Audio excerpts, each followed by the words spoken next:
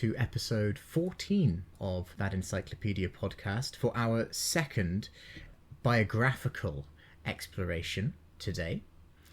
I am extremely excited to talk about this individual, and when I was thinking about how to introduce the episode, I thought I might just throw random facts and tidbits about this individual's life to paint as interesting a picture as possible and see if anyone figured out who I was talking about. And then it struck me the very obvious fact that having clicked on the video to listen to the podcast, you already know the answer.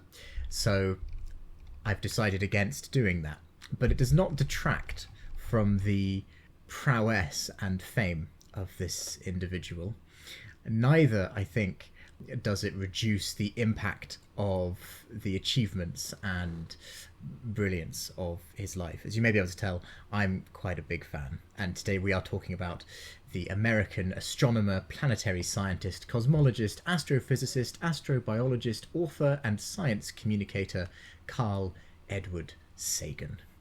My first question for you all today is, had you heard of Carl Sagan before beginning research for this episode? And if so, in what capacity? Hello everyone, hello Jacob. I have heard of him. I don't know why though. I didn't know anything about him.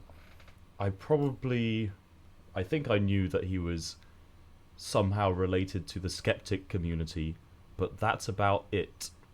So reading this article was very interesting and has prompted me to take interest. In particular, I would be interested in looking into his 1980s TV series, Cosmos.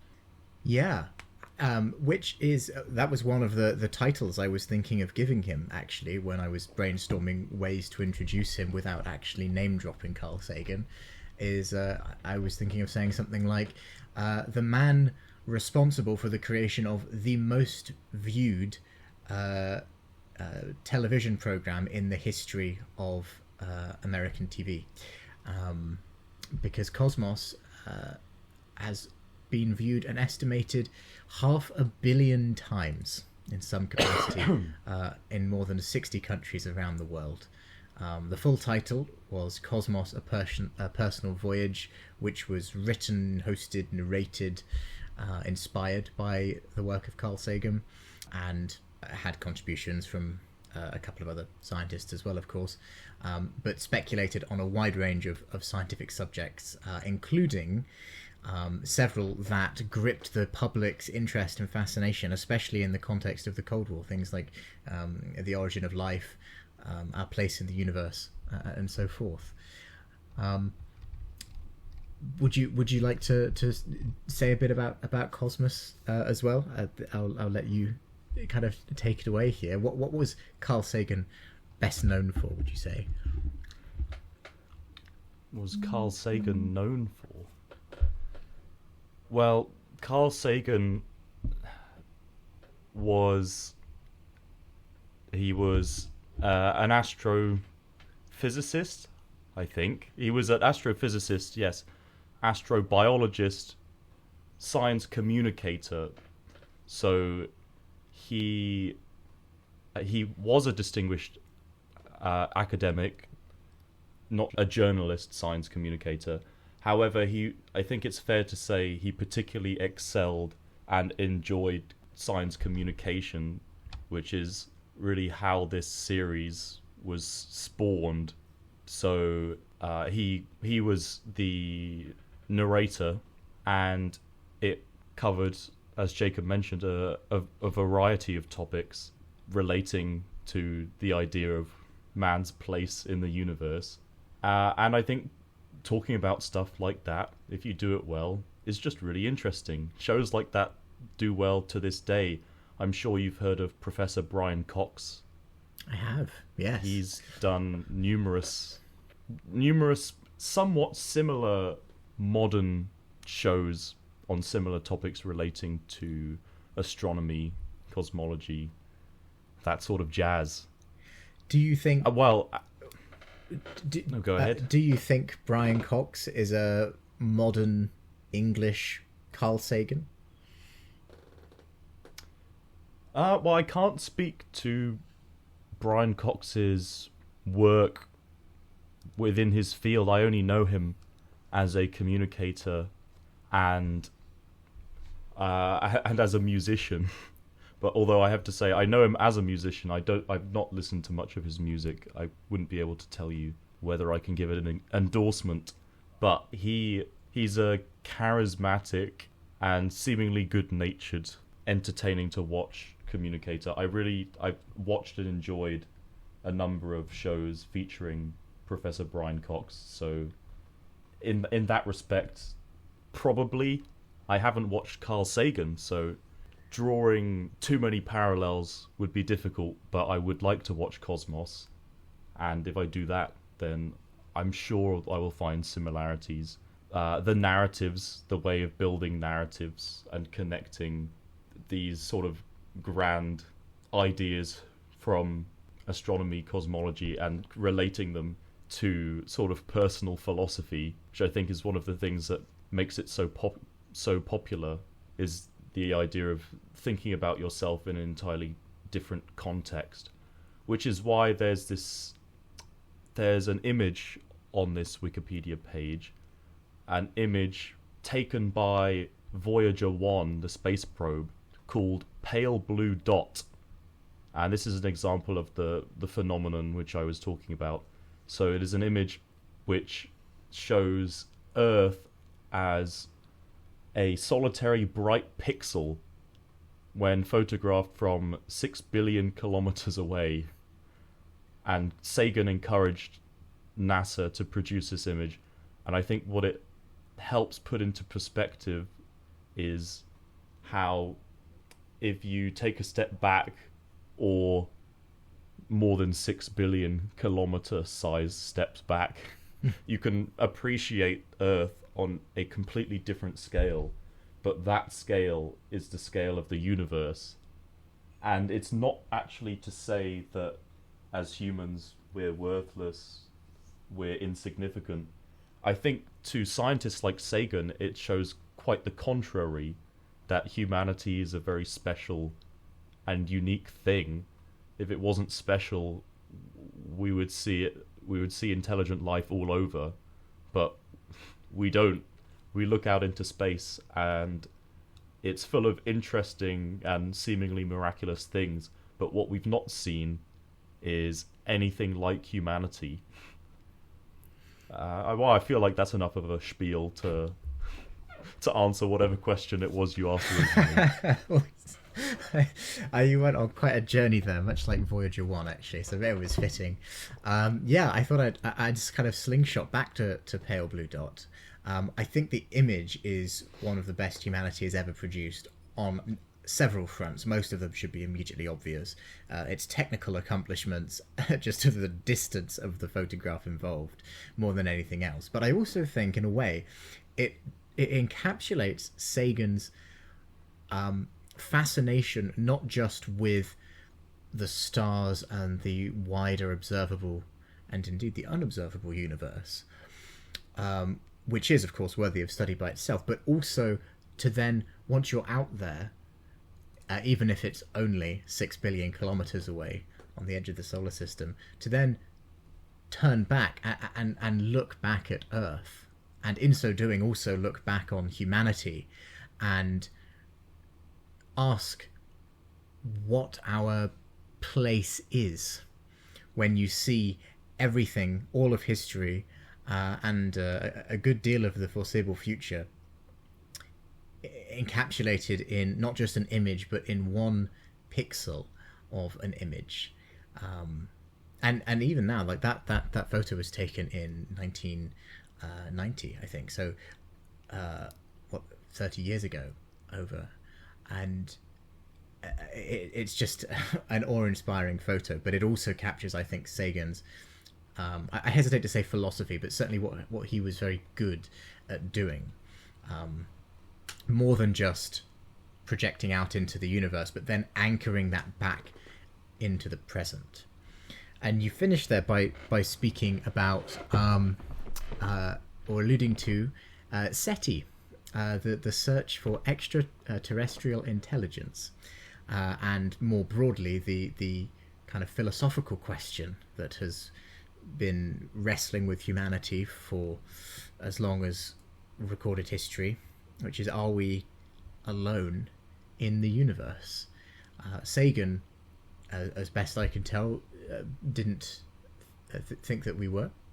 Was a big believer in the Drake equation, which is a reasonably straightforward work of mathematics, which allows you to input various variables like number of known stars and number of planets likely to be within a habitable zone to foster life as we know it, and so on and so forth, and then you multiply them all together and it produces a rough estimate for the number of planets that could in theory hold life, that is could be hospitable to human life, or life as we are aware on Earth.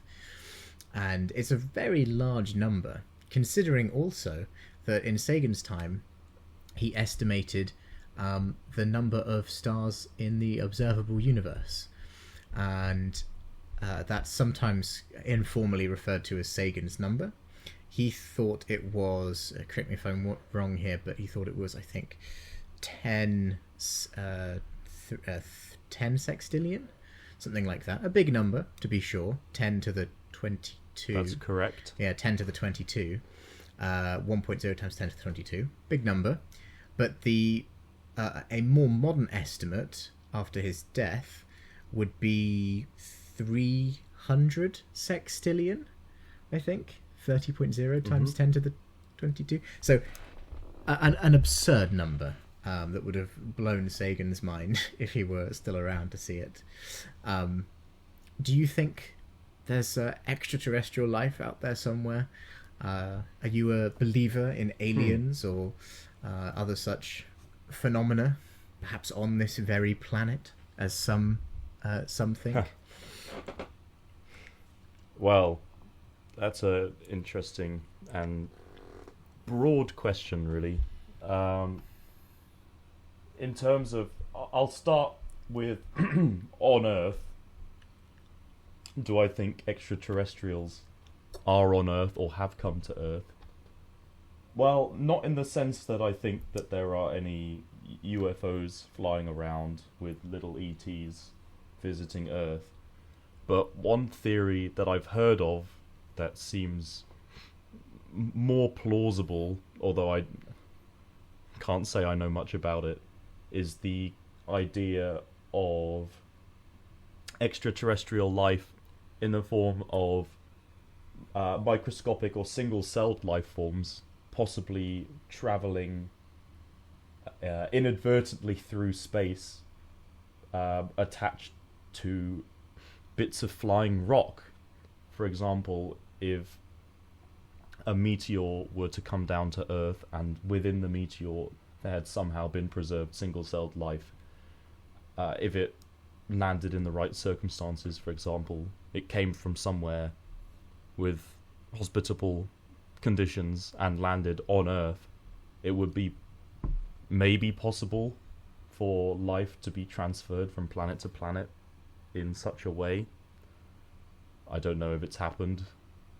I think most of life on Earth comes from the same origin, which is these which is still a subject being researched now. I believe it's something to do with deep sea conditions, I'm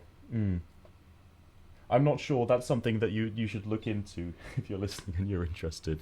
But there's some interesting things I've heard for sure, although I'm not sure what the prevailing theory is, so I wouldn't want to speak on that behalf. Extraterrestrial life outside of Earth, I think there's definitely life by our definitions outside of Earth. The question is how close and in what forms. So what we would consider non-intelligent life, and especially single-celled life forms, I would be very, very confident to say that there must be other life in the universe. How similar to humans, I don't know. It does link with the Fermi paradox and the Drake equation. That was something that Carl Sagan was himself concerned with, especially in the Cold War era. So the Fermi paradox, I think, was the notion that we don't observe these life forms that are proposed to exist by the Drake equation, and this might be happening by the process of technological civilizations self-destructing. And certainly during the Cold War era, this seemed like a major concern, right? If nuclear war were to happen, what if it wiped out the human race? And what if that's the sort of thing that tends to happen? Maybe it is. I don't know. But I'm sure that there is some life out there. We just haven't found it yet. What are your thoughts? I certainly agree that the odds are in favour of there being extraterrestrial life. To go back to that number again, I mean, 300 sextillion stars.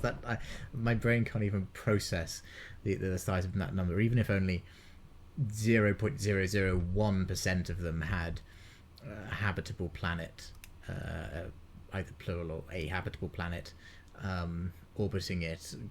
Give 14 billion odd years of development and chances to roll the dice. Now, do I think that extraterrestrial life would take a form that is recognizable or even visible? Macro, to evolve to the point of macroorganisms? Possibly not. I think there is a lot of intuitive wisdom in the idea of the so-called great filter, which is the philosophical argument that there is some common blockage to the development of life at some point, and it might be, I mean, there's nothing to say there's not more than one, to be fair. People often talk about them as like the great filter singular, but they're all kind of separate potential blocks. They could all be true. But examples might include the right conditions to start life in the first place.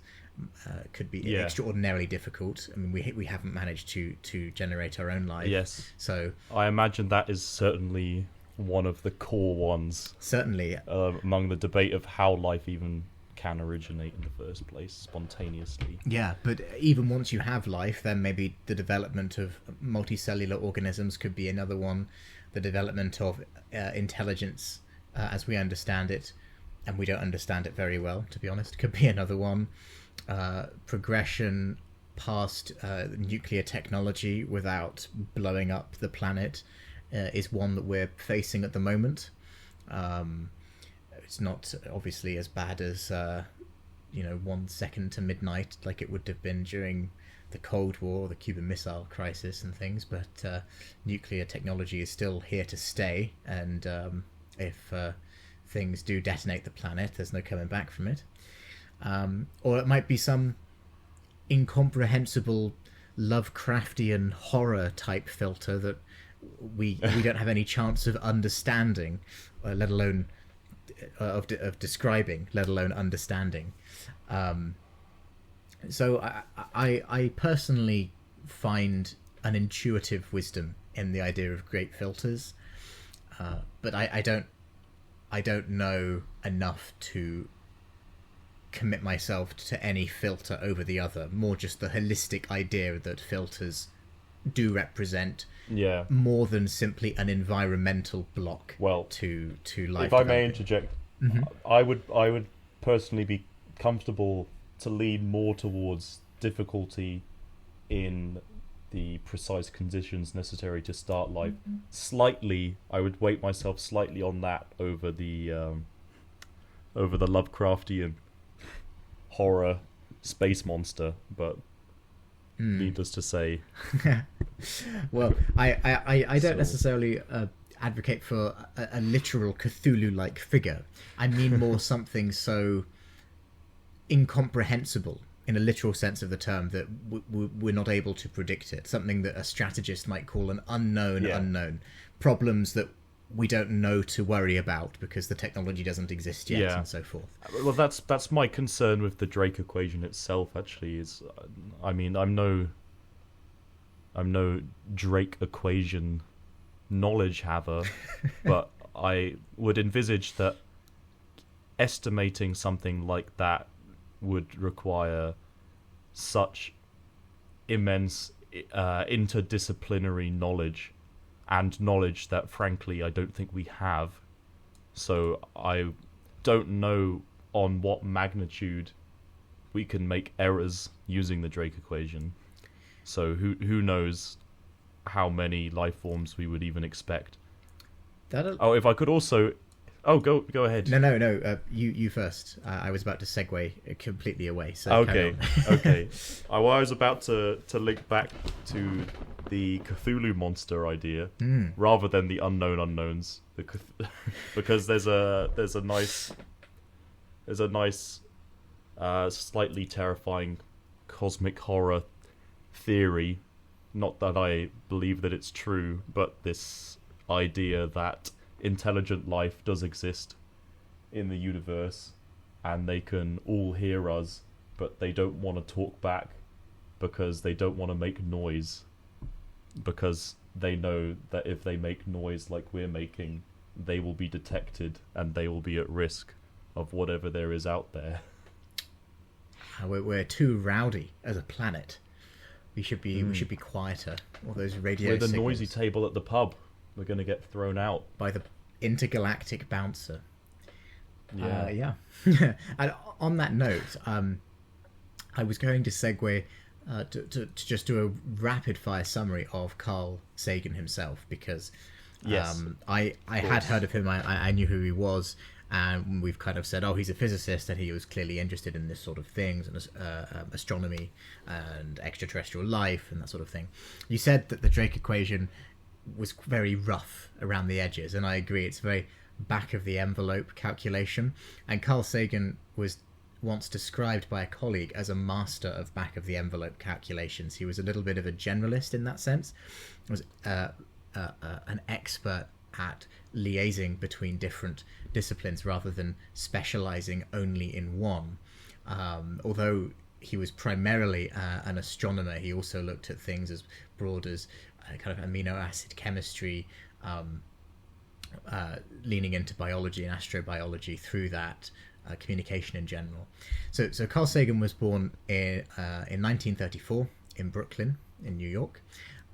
He was born into a liberal Jewish family. Neither of his parents were scientists, but he inherited what he called kind of the linking of, I think it was inquisitiveness and wonder, from one of each of his... Skepticism, I believe. Skepticism and wonder. One from each of his parents, and was able to combine the two, in his own words, to paraphrase. Went through the American education system, was from a poor or working class family, but nevertheless was a gifted straight-A student, to the point that he was able to enroll at the University of Chicago at the age of 16, which was, still unusual today perhaps, but extremely unusual back in the 1950s. This would have, late 1940s actually, early 1950-ish. Then proceeded to lecture at Harvard for a little bit, but interestingly was denied tenureship at Harvard. And this brings me to a point that I thought you might find interesting. Well, this is a debate hiding in the article, I thought, because when you retroactively look at Carl Sagan's life as an expert astrophysicist, a profoundly effective and persuasive science communicator, you would think that a university as prestigious as Harvard itself would snap up somebody who had been making waves for a while, even by that point. And yet, on the advice of another famous scientist, a chemist called Harold Urey, who was who was a Nobel Pulitzer Prize winner and worked on the development of the atom bomb, Sagan was denied a permanent place, and so instead went to Cornell University, where he spent the rest of his life. The reasoning for denying Sagan tenure has never been completely understood, but the gist, as I understand it from the article, is that there was a philosophy at the time that scientists, especially academic scientists with prestigious university positions, shouldn't be, for want of a better phrase, making waves. They should be quiet, do rigorous research, complete a theory before they take it to the press. And even then, they probably shouldn't take it to the press unless the press raises it with them first. Quiet, disciplined, steady, constant research output. Sagan, not to call him incomplete or anything like that, but Sagan was very hot with the press, with communication, was very vocal with his views, was arrested on several occasions protesting in favour of nuclear disarmament, for example, later in his career. And this vocal enthusiasm for science, because he wasn't lambasting it, may have cost him a tenureship at Harvard. So my question is, do you think that this was a legitimate objection? Is there a grain of truth to these arguments that actually, if you're in a prestigious position as a scientist, you should be really careful about speculative science, and you should stick to your guns, stick to what's thoroughly tested and peer reviewed and published, and not kind of go on these wild theories of extraterrestrial life and this and that, or actually is the communication worthy of praise in itself? What do you think? Right. So, yeah. So, I think that there's two things here, two not necessarily the same measures to consider here, because there's the question of what are the moral responsibilities of being a scientist, and what are the interests of Harvard in having you as one of their tenured scientists. And I think, although there are overlaps, those two are not exactly the same. And to some extent, the man you mentioned, Urey, was motivated by some assumptions that were not necessarily true about Sagan. One example being, I believe, I'll search his name on the page, I'm pretty sure later on, once Carl had written one of his books, Urey responded to the book saying that he was a man of many talents. Yes. So he expressed surprise at Sagan's understanding of this topic, right? Which is obviously not his primary specialty, but this is the, sort of the thing with Carl, is that he knows a lot about a lot, and if you know about a lot of things, there would be an assumption that you don't know it very well. It's difficult to know it anywhere near as well as people who specialize in it, but still, there's that assumption there. But also, back to the idea of communicating science, there is a truth to, you need to be careful, I think, when you are an academic in that sort of position of intellectual esteem, because of the way the media landscape works, unfortunately. And I can say from reading many articles of journalists reporting on research papers, it's done often pretty badly, and it's quite often sensationalized, and there is room for more qualified scientists, academics, to help disseminate knowledge in a more precise, more realistic way. But if you're going to do that, you also need to be careful, because if you say something as a Harvard professor and you've sensationalized something yourself because you want to make it sound engaging or interesting, then if there is some sort of negative consequence to that, or some sort of unintentional misinformation, then you are going to be responsible for that, and that might spread more easily if it comes from you. So there's like two sides to it, though, because science communication is in many ways really good if it's done right, because it gets people more interested in the like tenets of skepticism and intellectual curiosity. It gets people to want to study science, and to consider science more in their daily lives. But then, yeah, how much does Harvard want to risk having you as one of their professors if you might say something that would then reflect them as an institution that you wouldn't want, something maybe about an area of research that you're not an expert in? You go on the news, you talk about it, you sensationalize. I imagine they were quite worried about that sort of thing happening. But, I mean, he became a professor somewhere else, and it sounds like they liked him, so...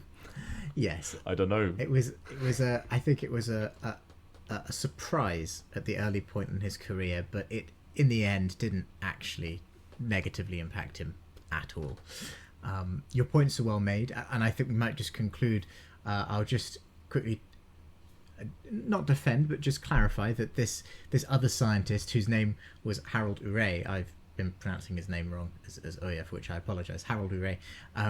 Was this is what memory. See, memory is a fickle thing.